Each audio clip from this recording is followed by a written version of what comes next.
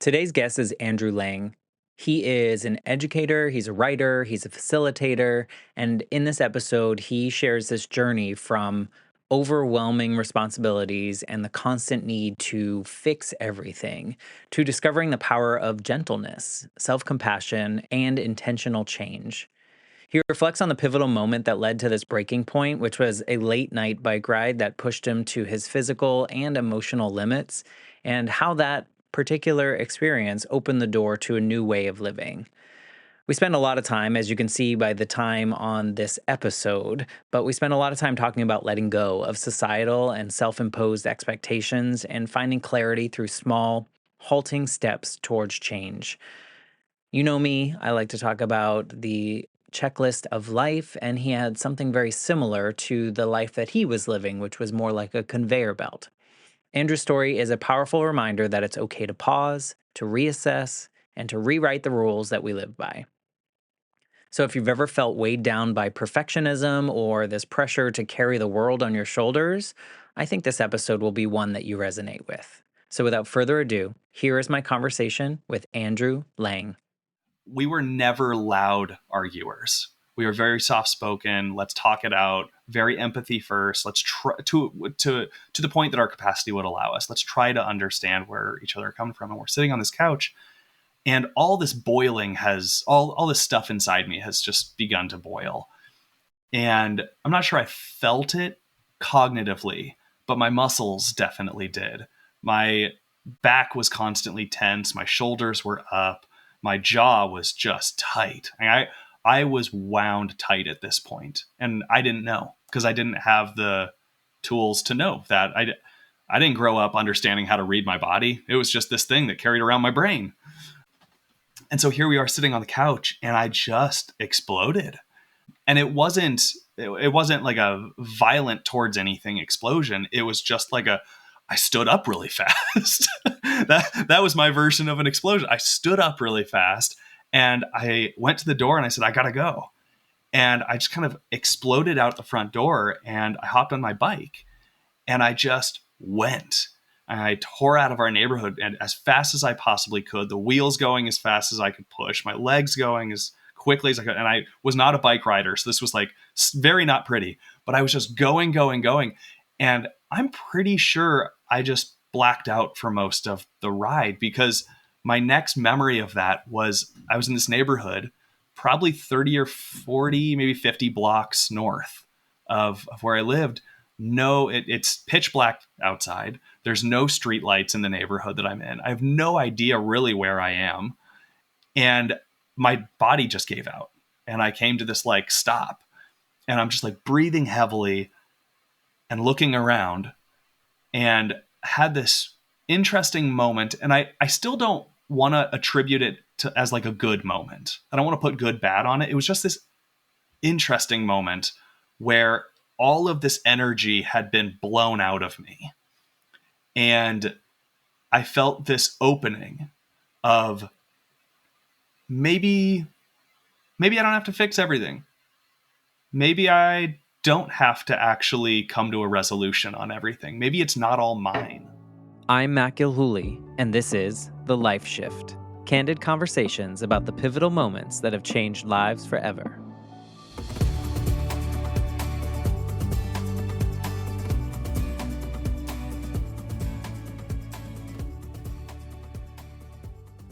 Hello, my friends. Welcome to the Life Shift podcast. I am here with Andrew. Hello, Andrew. Hey, it's good to be here. Well, thank you for being a part of this, what I call a healing journey of the Life Shift podcast. It's just something that I never really expected would be a part of my life, and sharing, I guess, all my dirty laundry with the world through these conversations. But every conversation, weirdly, and maybe not so weirdly because we're all humans and connected in that way, but feels like every conversation I have like heals some unknown part of me that I didn't know needed healing. So thank you for coming on this journey with me. Yeah, that resonates so much with my story. So yes, I'm happy to be here. You're here to tell your story, but before we do that, maybe you can tell us who Andrew is in 2025. Like, how do you identify in the world at this moment?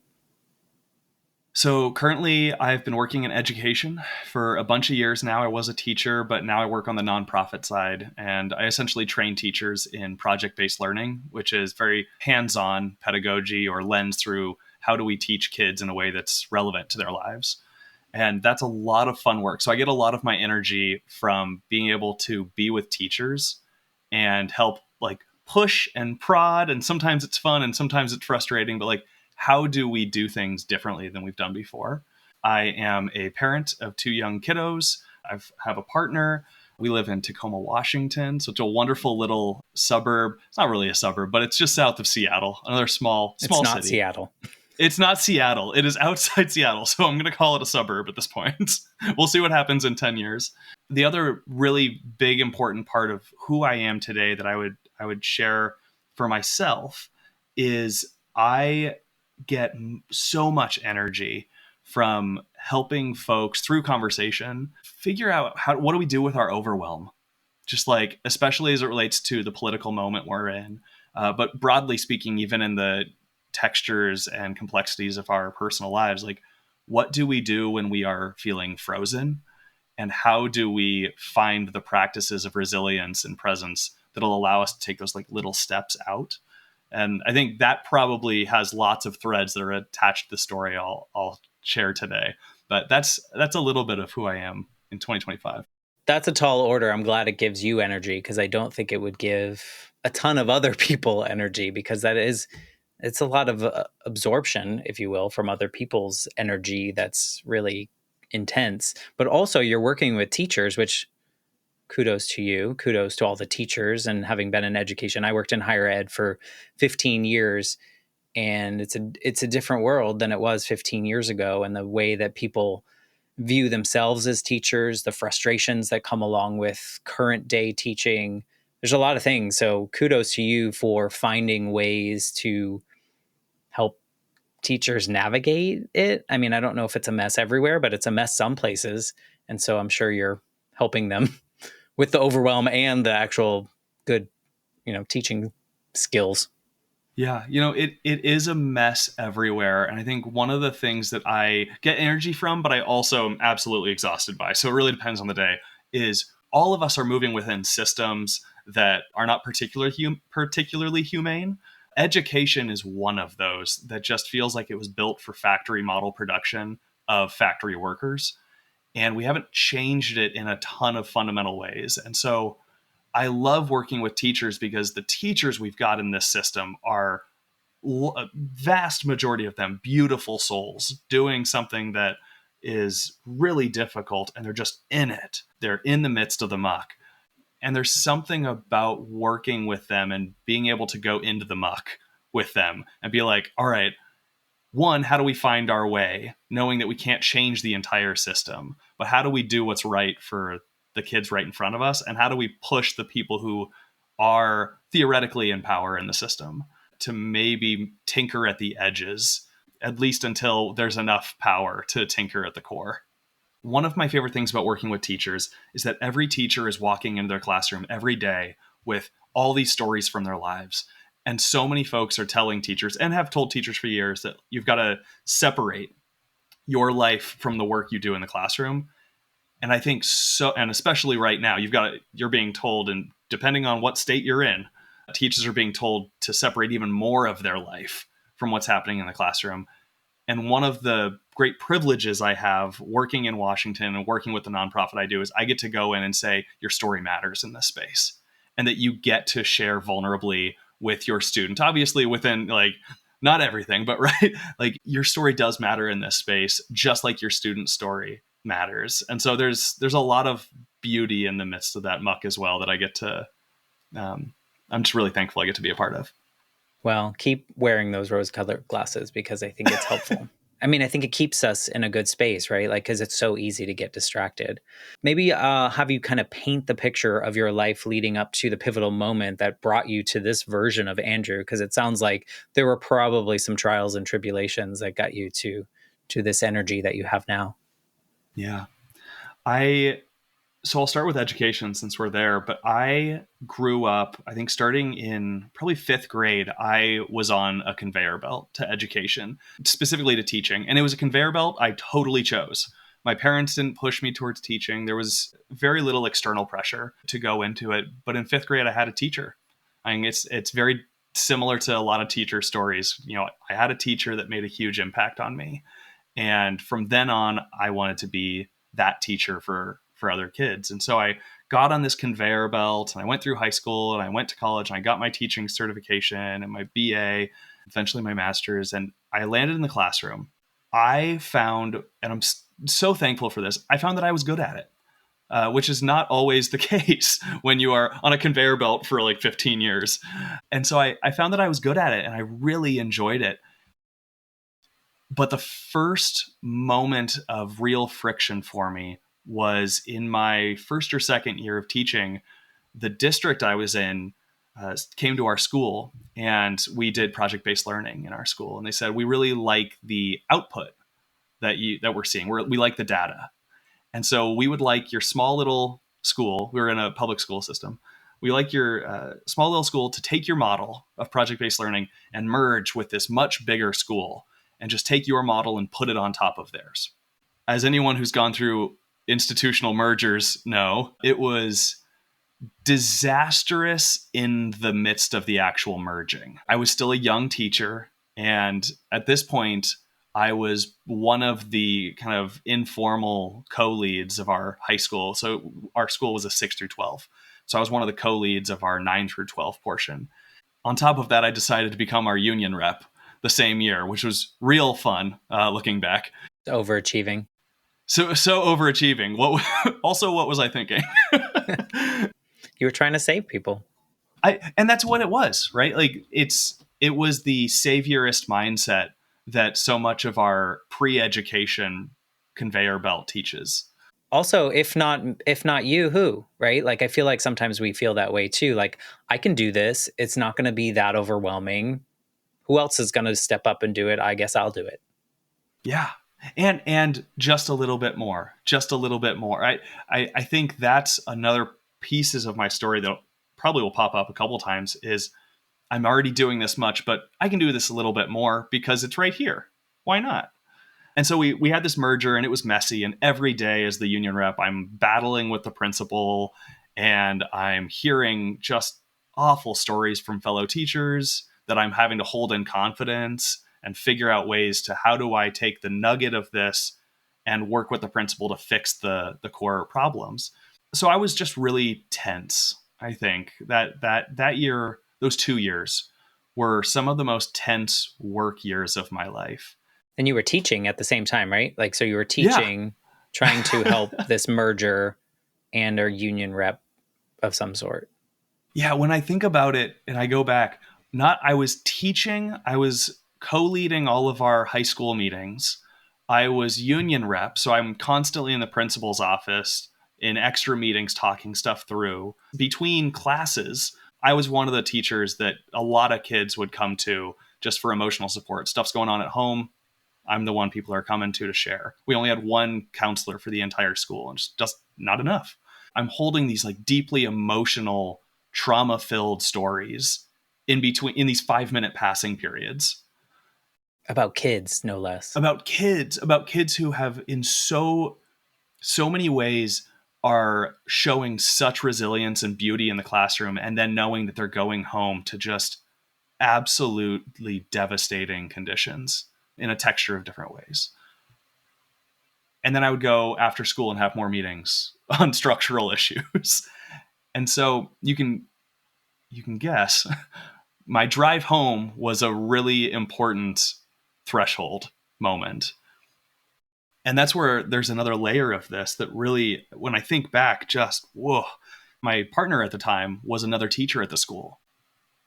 Teachers bring stuff home no matter what, right? Like I had gotten pretty good at I made everything so that I was able to complete it at school. I very rarely had to grade stuff at home.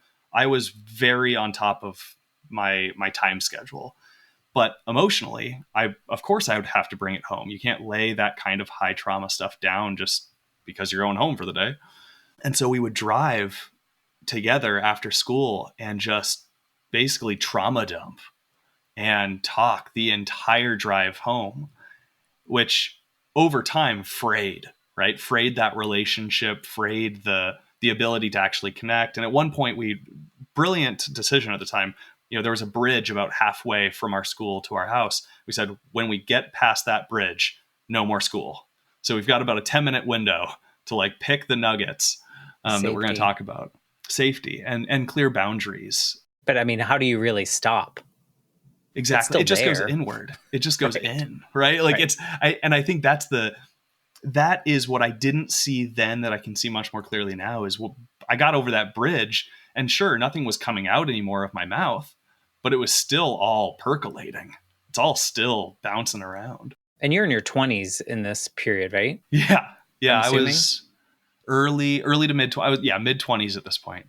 Okay. And in your family growing up, were you able to emote with the people around you in your family? Or is this were you trained in this way of existing with other people with hard stories and how to process that yourself? Or were you this new for you? I would say this is the multiplicity of messages coming from different areas. From my family, there was always the message of you can be vulnerable. You can always share what you're feeling. And I wasn't modeled that well, right? Like, so like explicitly I was told, but I wasn't particularly modeled it in a ton of ways. And then there are the elements of, as a white male, I talk about sometimes, like have always felt there's this double-edged sword piece where I've been taught not only to keep it all together, but that through keeping it together, that's where my strength comes from. So coming across that bridge and going home at night, I think ran smack dab into a lack of toolkit. What do I do to metabolize this beyond just saying it out loud? And so I think I just kind of sat on it and it would simmer. And different days would be worse, different days would be better, but it was still moving around. So yeah, I think it's a great question, because when I was a kid, there were spaces where I could share out loud, but I wouldn't say those tools were particularly well developed. Yeah. Yeah. And it was probably a product of the time period as well. I think that if we're looking at kids growing up now, they're a little bit more in touch with like being more of a full human than maybe I was as a kid or a teenager. It felt like I was only allowed to exhibit certain behaviors, certain emotions. If I had those other ones, I was weak and so I think times are a little bit different, but I think in your case was probably a time period as well of just it wasn't modeled not only in your family but also just like anywhere else. Yeah. Yeah. I mean, a great example of that is, sure, I was asked how I was feeling by my family, but probably 2 seconds later, I was told to like rub some dirt on it. Right. Like, so, so what do you do with those conflicting messages? You learn what answer to give. You Exactly. don't give the real answer, I think. So to your point, you were told one thing, model different experience. But I think it's really important because when you're in your 20s, you're also probably feeling really strong, really capable of a lot of things. Example of all the things you were volunteering to or doing. Maybe you weren't volunteering, maybe they were paying you extra for all these extra things, but I'm guessing some of them not so much. And you're taking all these things on and you're like, I can handle it all, yet eventually you run out of space. I would imagine. I know I did. Well, and that's one of the recurring, I think, themes is that saviorism, right? That I can take a little bit more on, I can hold a little bit more, I can stretch just a little bit wider. And I think so. It was in the same time frame that my partner and I decided to get engaged. And so here we are in the No midst pressure of there. exactly. Like, we're already feeling all this stress, all this stuff happening. Let's layer one more thing on that is massive. But I think that's common. I think a lot of people think like that one extra thing is that like this good thing is going to make everything better. It's like the old tropes of like you get pregnant, having a kid is going to make your marriage all perfect, right? So I mean, I think that's probably really common because it's like, oh well, maybe this good thing is going to wash away all the other garbage. But there's also this fascinating, exactly, and there's also this fascinating distortion, I think, of reality is when the stress level is so high, the sense of normality, like the sense of what is normal, has shifted. Certainly for me, I think, and even now in my 2025 existence, the stress level is to a point where, okay, this is now normal. But if I take my brain and put it on the other side of the room and look back at what's happening, this certainly is not normal. I am operating at a high level of stress consistently. And I think that was the same then, is that in the midst of all of those shifts and changes and taking more on myself, I think I saw it as, this is fine. The water's boiling, but it still feels fine. It was too much. And the boiling was, I think, beginning to happen inside of me. Everything that I was pushing in was starting to move too. This comes from my own experience. Were you taking on those extra things because you were searching for anything? Or like for me, it was always like searching for like the next promotion or whatever these things were, for some kind of accolade that would eventually make me feel happy or successful or anything like that. Was that any part of your journey as you were taking these things on, whether it's engagement, whether it's union job? I always, and it took me years to be able to put these words to it. I always wanted to be seen as good enough. Not necessarily seen as good, but like good enough. And I'm not sure, I'm saying this out loud, I'm not sure that the rubric was entirely, I'm using teacher language, of course. I'm not sure the rubric was entirely external to me. I think I co-created it. And I think I've got a good perfectionist streak in me.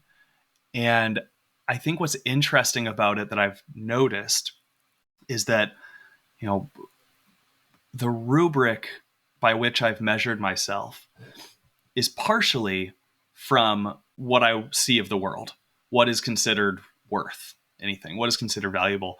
But I do have this innate, just, I want to be good enough to be seen as this. I want to be able to do something to this level. I think that was a big part of it for me, is that I was searching and I was trying to add the quantity of things so that people would see me as good enough. Not necessarily because I explicitly thought I could save the world, but maybe I could save myself from being seen as not worth it. Hmm. That makes sense. I mean, was there, I guess the subsequent question to that is, when you did receive an accolade or a pat on the back, was that like redemption for you? Or was it like, oh, that's not quite good enough, like I need a little bit more to value myself? Definitely, it was the accolade was always a confirmation for me of like, I'm doing good. So keep doing this, pile more on. Exactly. I mean, it was the feeling of, oh, I got the clappy clap for this, so let's just keep doing more. Let's double down. Right. Right. Because they're not going to clap for me again for the same thing that I just did. Yeah, and if I now do less, that clappy clap goes away, right? And so there's this interesting, you have to do more feeling happening within me, because I can't do the same and I can't do less, but I need the clappy clap to feel good enough to feel like my life has value. Right. And Right. then And no status yeah, quo. Status quo doesn't exist. and status quo doesn't exist. I get it. So Yeah. yeah, It makes total sense. No, but you were adding, so you were just compiling as much as you could stuff into your life, whether that's through emotion, stress, job, all these things. exactly, exactly. And in the midst of this, the conveyor belt. I had been on a conveyor belt towards teaching, and here I was. I was a good teacher. I knew I was a good teacher. There's all this stuff happening, and the cracks began to show up around, is this actually what I want to do, which not Well, you weren't helpful. really doing it full time. I mean, you were, but you were doing so many other things. Exactly. I'm now, the image that pops in my head is, I think it's the first Incredibles where the dad is, lifting like train cars or something. I very much was in the experience of holding, maybe it's this one of the Spider-Man movies too, where you're holding and just trying to hold everything and getting completely stretched, and everything in your body is saying, just drop stuff. Yeah. Yeah, you're like, this isn't the vision of being a teacher that I always had, because you're not even getting the chance to enjoy it fully, really, because you have all the stresses of all the other things you've taken on. It makes sense. Exactly. Exactly. It didn't feel like the moments that felt like teaching always felt good to me. The moments in the classroom, the moments in between classes, being able to talk to students, those always felt good to me. It was the entire context around it in which it was happening that no longer, it started to no longer feel like it fit. Not only would I go home and feel all this stress, and there was relational stress, and all of this was happening, but I started feeling interiorly those questions of, is this actually what I want to do? What is lighting me up? What is feeling good? And I started getting like these other, I kind of refer to them as threads sometimes, but like I would start pulling on this other thread that was completely outside of the education world, and realizing, oh, there's actually more energy there than I have for my own teaching. And is that just because there's no stress there?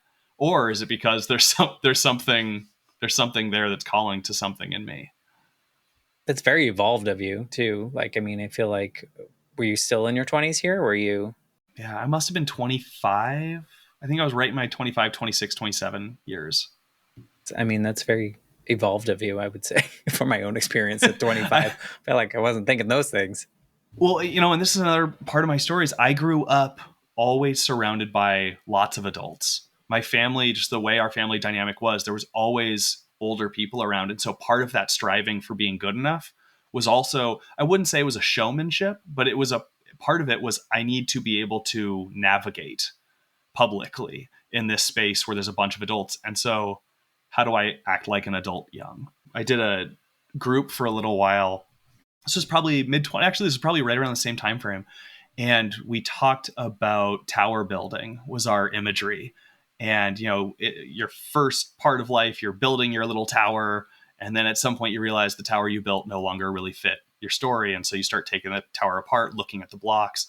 And I think I very much connect with that as when I was young and I was navigating these spaces with adults, part of me building that tower was I have to act like an adult. I have to learn how to navigate well. I have to be seen as good enough. And it left me with my moment of driving across the bridge and feeling these internal questions popping up was basically me looking at those blocks going, what the hell is this tower? I Yeah. didn't Who I put didn't these mean here? to build. Yeah, who put these here? This can't have been all me. And it turns out that a lot of them were. They were just different parts of me, different versions of me, different ages of me, different desires from me. So yeah. Yeah. Well, in this period where you're kind of stacking things and getting overwhelmed or thinking, like, is this really for me? Was there any resentment that came into that play? Like, did you resent some of your decisions and things? Did you internalize any of that? I think, speaking from my own experience, I think I would have done all those things. So curious if that was coming into play. Like, why did I do this to myself? I took this conveyor belt, get out kind of feeling. Not sure I ever had resentment as much as, and maybe this is just a different flavor of resentment. I experienced a lot of frustration around why was this breaking down? Why did everything feel like it was breaking down? So it wasn't necessarily resentment around like who put these damn blocks here. Well, how did this happen? But it very much was a frustration of why can't these blocks be okay? Why can't everything just be fine? And that came, I can even saying it out loud right now, I'm hearing the words fix it, right? It had a lot of fix it energy. Can I just fix all of these things as quickly as possible? So, and what did that lead to? Doubling down even further in union work, doubling down even further in relational work, which in my experience in that moment, looking back, trying to fix the issues was probably not the right call, was certainly not the right call, but it was the tool I had to deal with all of these things seemed off. So how can I figure it out like a puzzle as quickly as I as could? I mean, that makes sense too, because as an educator, also, like, I think going through school, you kind of know that there's this direction that you're supposed to go. I can make this mess into something that makes sense, especially project based learning. It's like, here's a big mess. here's the outcome. We don't know, it's not a predetermined outcome, but we can figure out a way that will make it feel good. So I mean, but do you hit a wall? Like, I mean, I would imagine if you're doubling up on everything else that you're already busy enough, you're going home bringing all of that with you. So is your partner. You must hit a wall. Do you? Or are you Yeah. superhuman? Absolutely not. I think we've reached the pivotal moment. Uh, I so there was one particular moment. My partner and I were sitting on the couch, and we were never loud arguers. We were very soft spoken. Let's talk it out. Very empathy first. Let's try to the point that our capacity would allow us. Let's try to understand where each other are coming from. And we're sitting on this couch, and all this boiling has all this stuff inside me has just begun to boil. And I'm not sure I felt it cognitively, but my muscles definitely did. My back was constantly tense. My shoulders were up. My jaw was just tight. I was wound tight at this point, and I didn't know because I didn't have the tools to know that. I didn't grow up understanding how to read my body. It was just this thing that carried around my brain. And so here we are sitting on the couch, and I just exploded. And it wasn't like a violent towards anything explosion. It was just like I stood up really fast. That was my version of an explosion. I stood up really fast, and I went to the door and I said, I gotta go. And I just kind of exploded out the front door, and I hopped on my bike, and I just went. And I tore out of our neighborhood and as fast as I possibly could, the wheels going as fast as I could push, my legs going as quickly as I could. And I was not a bike rider, so this was like very not pretty, but I was just going, going, going. And I'm pretty sure I just blacked out for most of the ride, because my next memory of that was I was in this neighborhood, probably 30 or 40, maybe 50 blocks north of where I lived. No, it's pitch black outside. There's no street lights in the neighborhood that I'm in. I have no idea really where I am. And my body just gave out. And I came to this like stop. And I'm just like breathing heavily and looking around, and had this interesting moment. And I still don't want to attribute it to as like a good moment. I don't want to put good, bad on it. It was just this interesting moment where all of this energy had been blown out of me. And I felt this opening of maybe I don't have to fix everything. Maybe I don't have to actually come to a resolution on everything. Maybe it's not all mine. Maybe I don't have to like pretend to have it all together. And I just remember straddling the bike, random neighborhood, breathing, and having these thoughts come through my brain for the very Which first were time, unique. which were totally novel. Hadn't ever, I'd heard the words before, but I had never felt the words as connected to my story before. And so for the first time, it's like I didn't just, there was meat for the bones. There was actually connective tissue of my story. And so I'm not even sure what happened next. I think I went back. I mean, I definitely went At back. some point.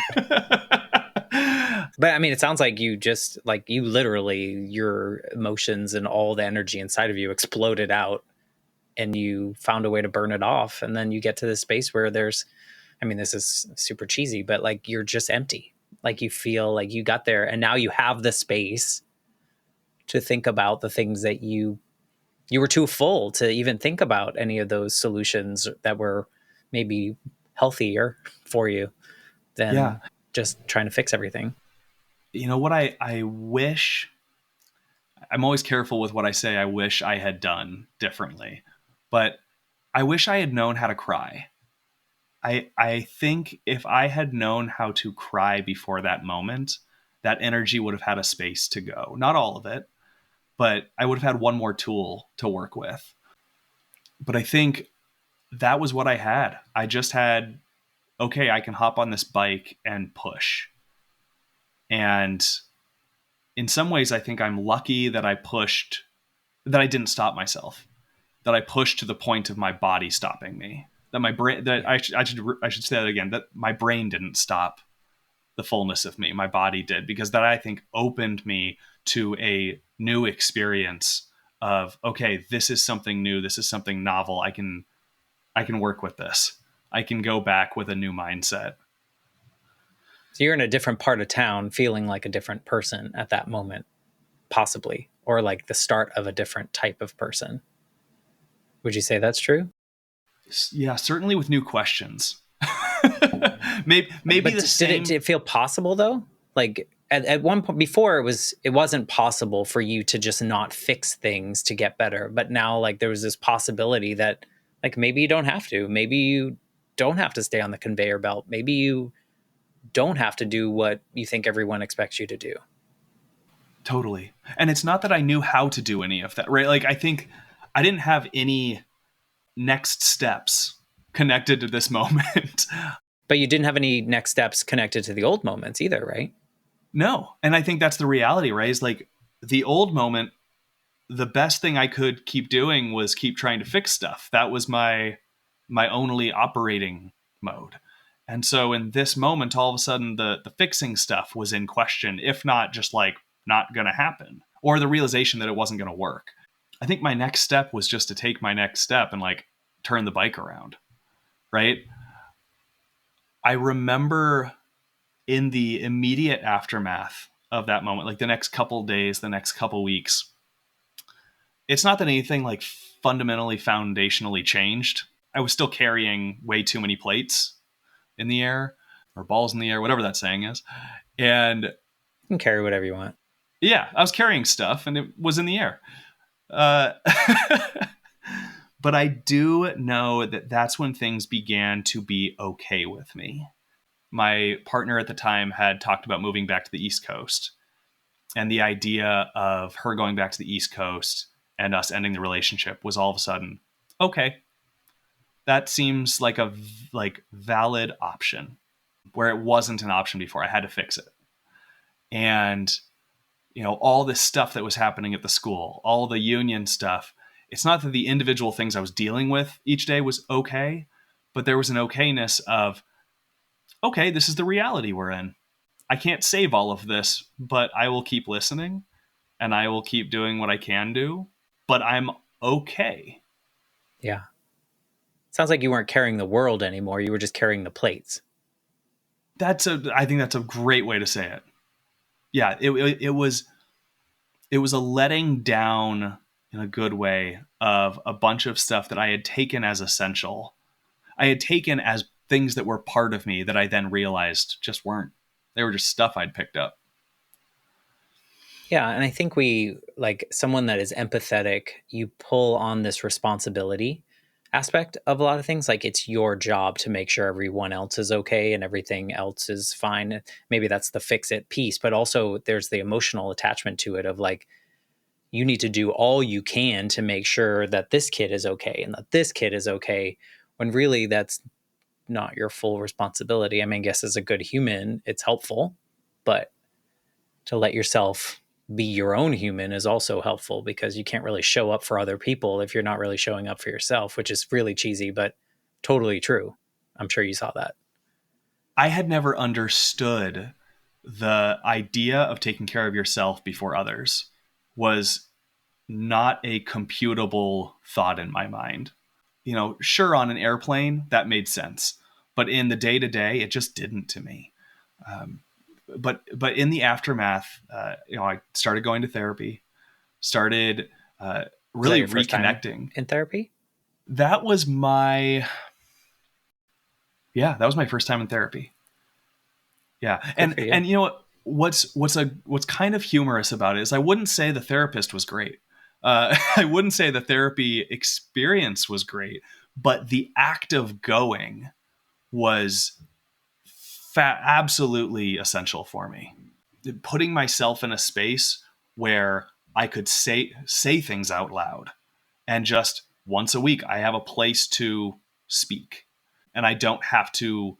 I remember the experience so much of my house was walking around on eggshells, tiptoeing. and having a space where I could go where I didn't have to do that and I could just say things and the therapist would reflect them back to me and I could hear them was really powerful and essential, and I think gave me a space, gave me my first glimmers, as well as reconnecting with some old friends. When I let a bunch of stuff down, I could see the world a little bit more clearly. I could see, I haven't connected with this friend in a while. I should go do that. I started picking up racquetball once a week, which, man, if you have a lot of pent up aggression and stress, going into an enclosed space with a bouncy ball and a racket Yeah. is And another person. and another person, one of the most dangerous and humorously wonderful experiences. Yeah. It's important. I think it sounds like you started to free yourself from some of those responsibilities in the overwhelming sense of those responsibilities. Maybe you didn't actually quit those particular things, but you didn't put as much pressure on yourself to be good enough. Maybe was this a venture into not having to be good enough? Totally. And I think the word that or the phrase that's coming on my mind, I have a good friend who talks about how do we take our next halting step? And that is what it felt like for me around, I don't have to jump anymore to fix everything. All I have to do is figure out the next halting step. And it gets to be halting. It gets to be a tiptoe. It gets to be a little tiny one.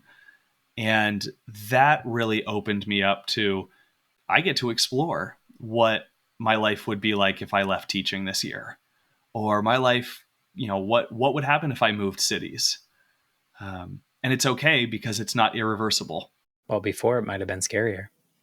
It was terrifying before. It was, yeah. I have a lot of gratitude for that version of me, because I have a lot of gratitude for the version of me before the pivotal moment, and a lot of gratitude for the version of me right after, because the version of me right after was for the first time noticing just how overwhelmed I was, just how much was going on, and beginning to find ways to say, I can move in a different way. My body can move in a different way.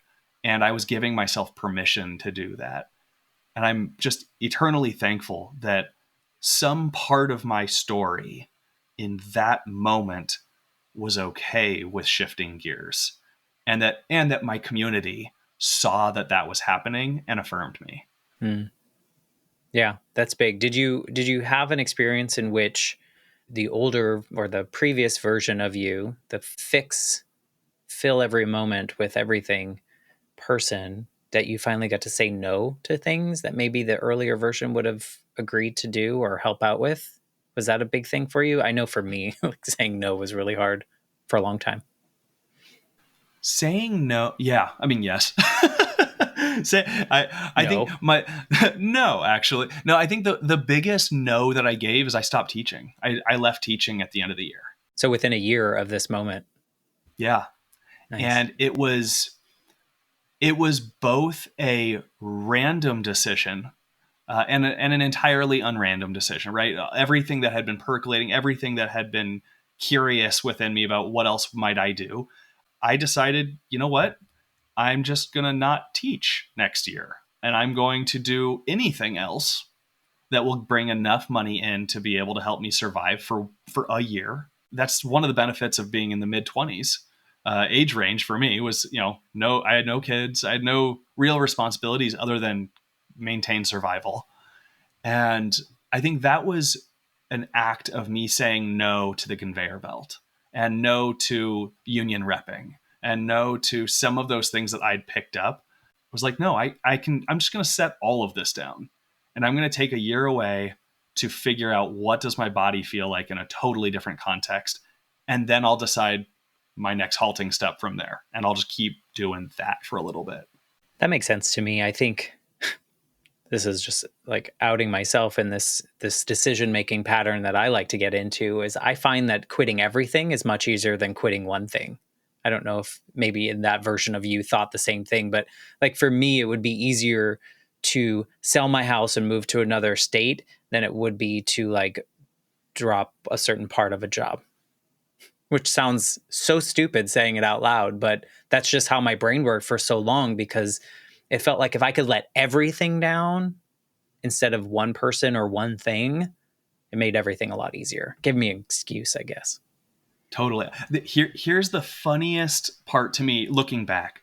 So I'm in the midst. I've decided to quit teaching. My relationship, we decided to part ways. So she was going to go back to the East Coast. I was staying here in the Tacoma, Seattle, Pacific Northwest area. And I saw moving as the final, just like, I'm just going to quit everything. I'm going to quit my job.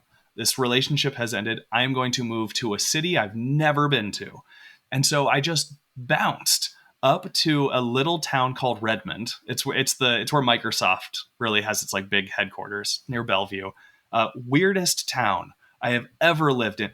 Unbelievable wealth to the extent that I've never seen before. Just fancy cars everywhere. And I was living for 1 year in this communal house with 5 people.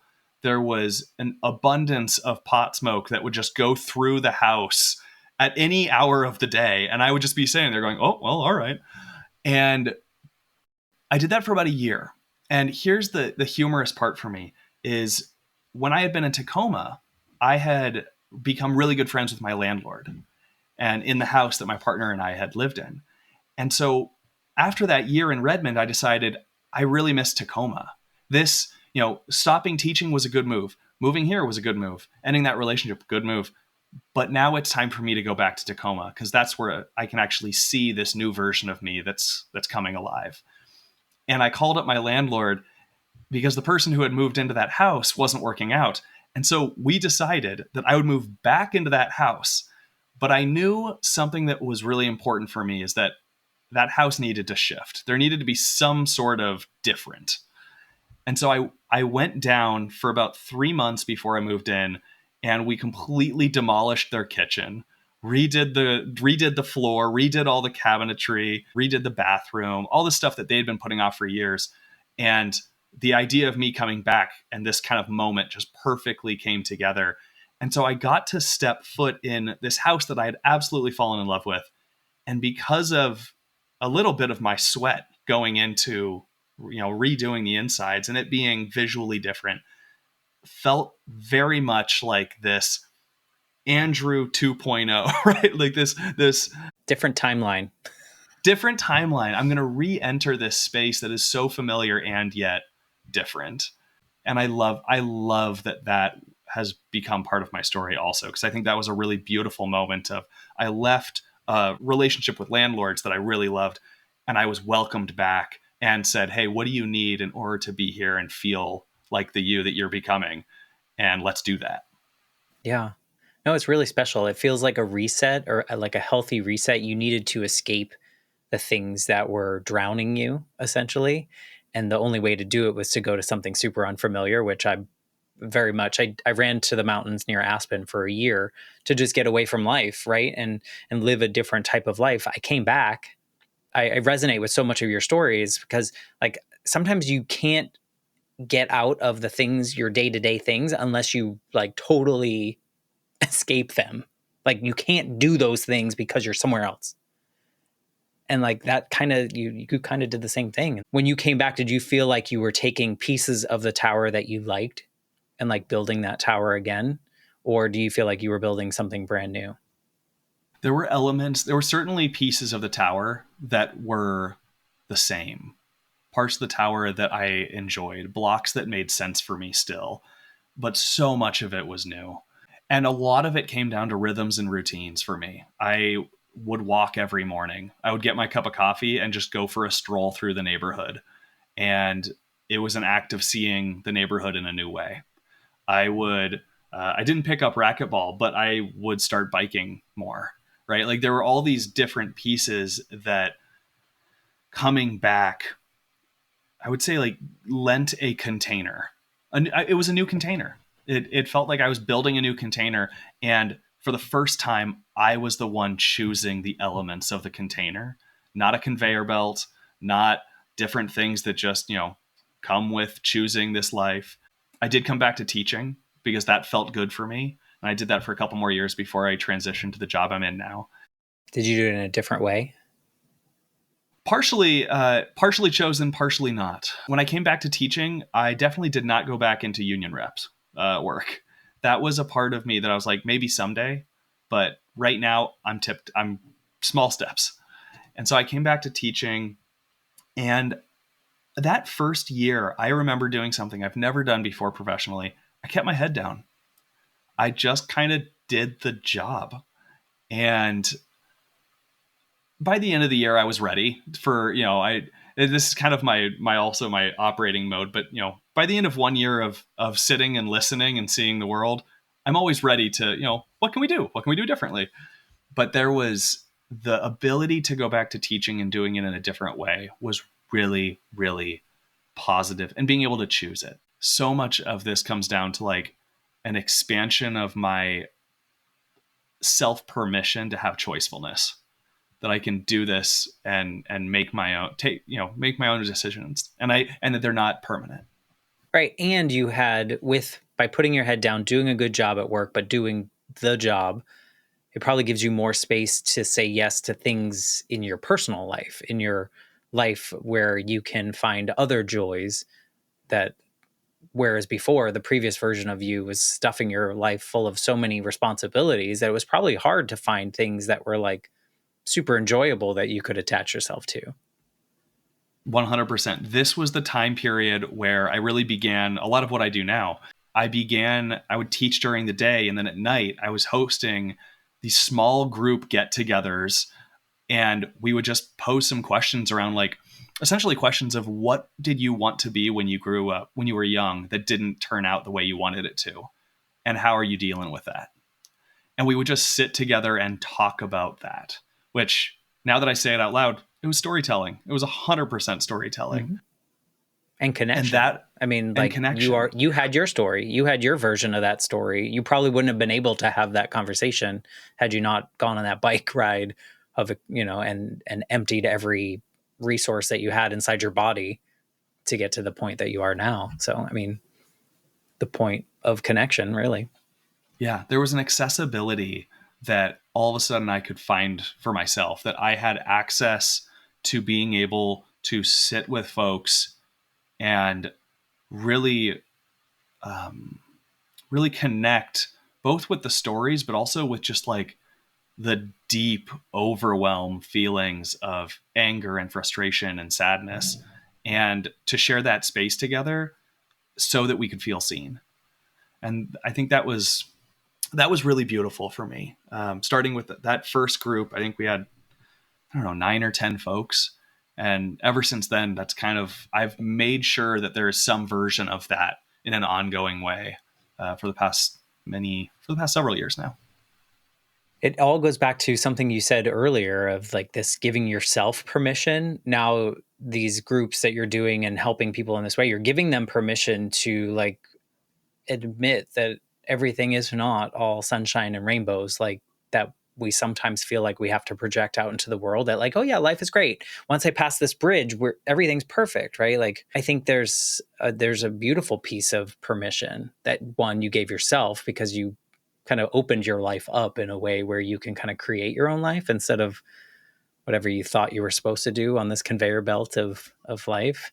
Do you feel that? Do you feel that life is more full now, even if you're doing less than you were doing before? It very much feels like shifting out of autopilot. That's the best like phrase or word that I have come up with to flesh out the feeling of, it feels like I'm all of a sudden able to, and not all of a sudden, I'm over quite a long process actually, but able to see more options on the table and pick the options that feel right for me in the moment. One of the ways that definitely is showing up right now for me is in the midst of our political context, and just in the midst of the world, the overwhelming feeling of like, what can I do? And the overwhelming feeling of, is watching another Netflix episode the thing right now? is doing that. It's really showing up for me to be able to have a person that I really appreciate, but they talk about oscillating, and oscillating between action and rest and community and taking your own space, all of a sudden, all of those four different movements are available for me. And so I can watch that one more episode of Netflix, and that doesn't negate my responsibility to myself and to my community to do something tomorrow or to do something later tonight and to take action.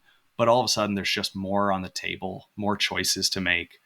And I think that's one of my realizations around that feeling of overwhelm is, for me in my story, the way out has always been taking a small step in a direction and then feeling for, is this directionally aligned with the person I feel like I'm actually becoming? Yeah. Do you think back on that moment of like extreme overwhelm when you kind of hit that part, do you think that had to happen? I think And it and had I to ask happen in this some way. because, right? It's and this is not to negate anything that you're doing, but it's almost like we need to sometimes explode to realize that things are too much. And so I think of like myself in deep in my grief process, like I needed to get so bad that I needed to find a therapist and find the way through. I think if I had tried it 10 years prior, I don't know that I would be where I am with the whole journey. So it's like, it's just in such the shittiest moment of your life, at the same time, it's like you almost had to be there. And maybe I'm putting words in your mouth, but do you feel that? No, yeah, I think either I had to, the word that comes to my mind right now is either I had to explode or the world had to explode. And the thing about the world is that it usually explodes in slow motion. And so it's hard to find your footing and notice that it's exploding. Like in 2025, is that what you're saying? In fact, in fact, that is. But in that moment for me, it was definitely I had to explode. There was something that had to give, and because I didn't have the tools to recognize what was moving in slow motion within me, it all had to break down as a, hey, now you have to look at it. Now you have to realize and not just look at it. You have to feel it. You have to feel that this tower is crumbling. Yeah. What's the biggest difference between Andrew 1.0 and Andrew 2.0? Or maybe you're on 3.0. I don't know. Whatever version I'm in now. um, I think a sense of gentleness. That feels right. Yeah, that feels right. When For I yourself?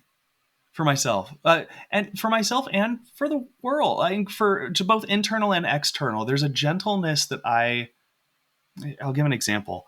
Before that moment, everything was harsh internal narratives, harsh desire to fix the world and find the outcome and cling, just clench to the outcome until we're there.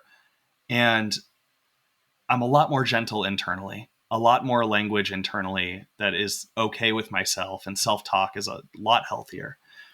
And even externally, seeing the world and seeing so many different things that feel like absolutely on fire, and specifically in my own communities, noticing and seeing things very clearly that this is on fire and this is a problem. There is a urgency that is there, certainly. There is a commitment to change, certainly. But there's a gentleness in, I don't know what the outcome is. And I don't know that my version of change will actually get us to the change that is necessary. But I do know that if I hold all of that gently, and if I hold myself gently, I can take steps. I can do what is right in front of me, and we'll figure out the outcome together. So I think that's been one of the biggest transitions for me, is just how gentleness in my posture has changed. Yeah, I'm sure.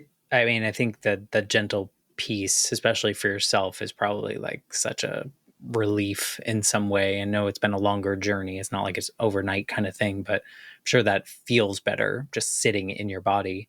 I'm sure you've also played this activity in which you kind of look back at the previous version of yourself. If you could go back to Andrew sitting on that couch feeling like you're about to stand up really quickly and run out that door, is there anything that you would want to tell him or do with him? Or Think I think one is, I would say you probably need to stand up and go out that door. You probably need to go for a bike ride. But I think the other thing that I would tell that version of me is, it's okay if this doesn't work. And I would say that in all the different aspects of what my life was looking like right then. It's okay if it doesn't work. Experiment. Try something else. And that's okay. Yeah. Yeah. It's really hard to understand that in those moments, though. Like when you've I, been yeah, conditioned to know that there was a definitive way that you needed to operate, it's really hard to understand that. I think that's what's hard for me, even in saying that now, is the version of me that was on that couch would not have understood that, would not have heard it. Um, maybe would have heard it if I had gone to that version of me on the bike in the random neighborhood in the pitch black. If I had said those words there, that may have gotten through the defense systems that I had built. But you were depleted at that point. I mean, Yes. Yeah. you were ready for anything. Like someone give me a sign that everything's going to be okay. I think it's very common. I think if we look back at these versions of ourselves before these life shift moments, these pivotal things, that these line in the sand, I don't know, whatever we want to call it, so many people would say it's going to be okay, and none of us would believe it because everything is so hard in that very moment. Like when my dad told me my mom was dead, she was my whole world. Like I lived with my mom. I didn't see my dad very often. My life was not going to be okay in that moment. Here I am decades later and I'm okay, and so it's just really hard to absorb something like that. And I guess that's why we're human and that's why we're on this resilient journey that we're on. So thank you for sharing your story in this way. I hope that it came out the way that you wanted it to.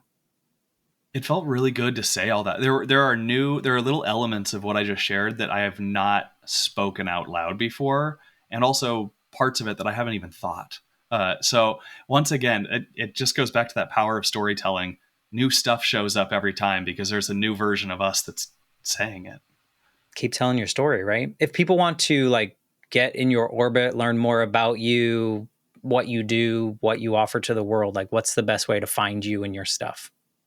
Yeah, best way, my website is andrewglang.com. And I send out this newsletter that has also been just like a life-changing experience for me. But I send out a newsletter every week with frameworks and practices for leaning into this gentleness while still making change in the world. And I think that's been really powerful for me. Yeah. And that is not the only way you're writing for the world, right? No, so I'm writing the newsletter every week. I write on Instagram. I've written a book that I published a couple years ago, and this will be the first place I publicly announce it. But I'm currently working on my second, so that'll come out someday. And if you are wanting to wanting to read another book in like a couple of years, you can hop on the newsletter and you'll find out that way. Yeah. But if they get in your circle and they want to learn more about you, then they'll just know naturally as that comes along. I think I encourage people to reach out to my guests if something that you said today, and maybe it's not the main part of your story, maybe it's just some offshoot sentence that you said really resonates with them. Would you welcome people reaching out to you in that way? I think I would welcome that more than anything else. One of the things I really appreciate about your podcast, more than and differently than any other podcast I've listened to, is just the sheer vulnerability of being able to speak a story and say, and I guess I'm saying this now, but like 100%, if this something about this resonates, would love to hear it, because this has felt more like a conversation, and just a really wonder. I'm very appreciative. Yeah. Well, I appreciate that. I super encourage anyone listening to reach out, or maybe there's someone in your life that, like, maybe you're fine, but you know that someone, your neighbor or your friend or your partner or whoever, might need to hear this conversation because it might, resonate in a different way. We would love it if you share that. It's the power of podcasting is beautiful because there might be people 5 years from now, right? Like in the future, that are listening to this conversation and something clicks. I hope that happens. I hope someone out there feels less alone by hearing your story, maybe jumps off that conveyor belt in maybe a more gentle way, right? And find their way into whatever their 2.0 or 3.0 looks like. So thank you for coming on this journey. Thank you so much. This was wonderful. Thank you for that. Thank you, Andrew, for being a part of this. Thank you all for listening. And I will be back next week with a brand new episode.